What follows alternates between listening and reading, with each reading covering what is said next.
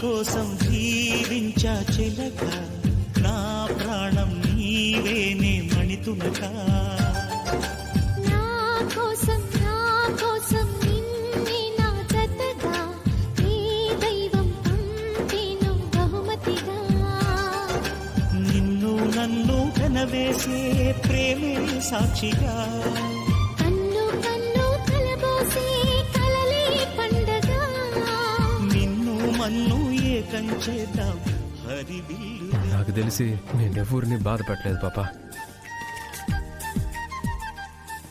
కానీ నా కోసం నువ్వు చాలా కష్టపడతా ఉంటావు. రేపటి నుంచి నీకు ఇట్లాంటి కష్టం ఏది లేకుండా చూసుకుంటాను.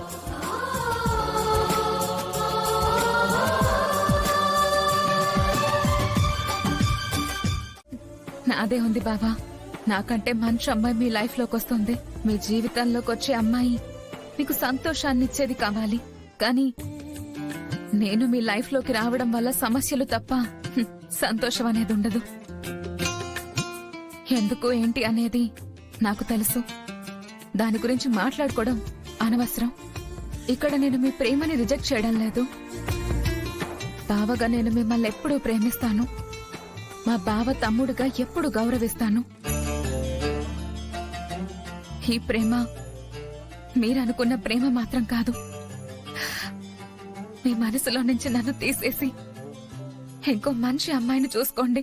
తనతో సంతోషంగా ఉండండి. వర్ష, ప్లీజ్ వర్ష, నేను నిన్ను. ప్లీజ్ బావా,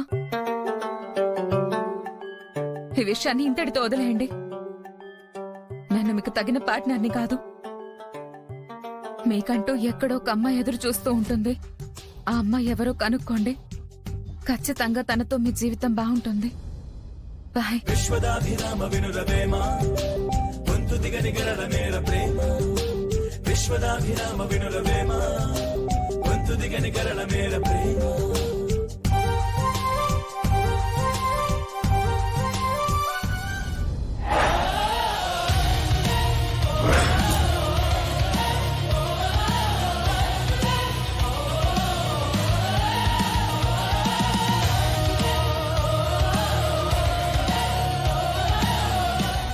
అమ్మా, ఇంజన్లో పనుంది. కార్బొరేటర్ క్లీన్ చేసి మొత్తం ప్లగ్గులు అవి అన్నీ క్లీన్ చేసి ఇంజన్ స్టార్ట్ అయ్యేలా చేయాలంటే బాగానే ఖర్చు అవుతుంది. అప్పటికి నేను చాలా తక్కువే చెప్పాను. 2000 రూపాయలకు తగ్గదు. లేదన్నా, నా దగ్గర 500 ఉన్నాయి. ఆటో నడవలేదంటే ఇబ్బంది అయిపోతుందన్నా. ముందైతే మీరు పని చేయండి, నేను తర్వాత ఇస్తాను. అలా ఎలా కుదురుతుందమ్మా?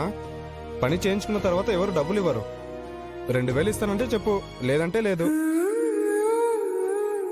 అంతేకాని 500 ఉంది చెయ్యమంటే నా వల్ల కాదు. ప్లీజ్ అన్నా, కొంచెం హెల్ప్ చేయన్నా. సవారీలు పడే టైం అన్నా ఇది. స్టేషన్ కాడికో లేదంటే ఎయిర్పోర్ట్ కాడికో బేరాలు పడతాయన్నా. ఇప్పుడు ఆటో లేదంటే ఇబ్బంది అయిపోతుంది. కాస్త రిపేర్ చేసి పెట్టన్నా.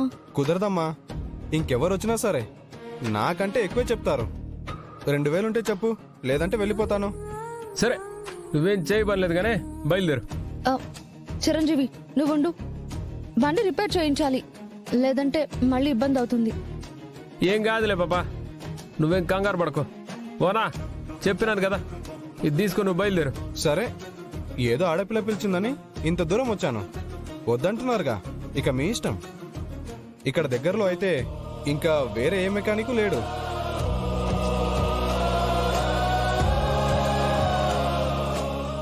నీకేమైనా పిచ్చి పట్టిందా? వానల్లో తడవడం వల్ల ఆటో స్టార్ట్ అవ్వడం లేదు. ఇప్పుడు స్టార్ట్ అవ్వలేదు అంటే సవారీలకు వెళ్లేదిలా? ఓ పాపా, ప్రతి దానికి మెకానిక్ అవసరం లేదు. టెక్నాలజీ అంతా పెరిగిపోయి ఉండదు, వాడుకోవాలి కదా. తింగర్గా మాట్లాడి నాతో తిట్టించుకోకు. అన్నా, ఒక నిమిషం రా అన్నా. ఆయన ఏదో చేస్తానంటున్నాడు కదమ్మా, చేయనివ్వు. నువ్వు చెప్పిన రేట్కైతే నేను రిపేర్ చేయలేను. పిలవగానే వచ్చిన మనిషిని పంపించేశావు. అదేమంటే ఏదో టెక్నాలజీ అంటున్నావు. ఇక్కడ ఏం చెడిపోయిందో ఏంటో. టెక్నాలజీకి తెలుస్తుందా ఏంటి? ఎందుకు తెలీదు పాపా, ఎందుకు తెలీదు? ఏడున్నావు నువ్వు? బాగానే చదువుకుంటావు కదా నువ్వు. ఇట్లాంటివి రిపేర్ చేయాలంటే కావాల్సింది చదువు కాదు, అనుభవం. ఏం చెడిపోయిందో ఏంటో అని అరగంట రిపేర్ చేసినా నా వల్ల కాకపోయేసరికి ఆయన్ని పిలిపించాను. చూసినావా, ఎవరి మీద ఆధారపడినావు గానే సోషల్ మీడియా మీద ఆధారపడినావా? ఏడుండవు పాప ఇంకా నువ్వు. ప్రపంచం అంతా ఎటో పోతాండది, నువ్వు మాత్రం ఇట్టాగే ఉండవు.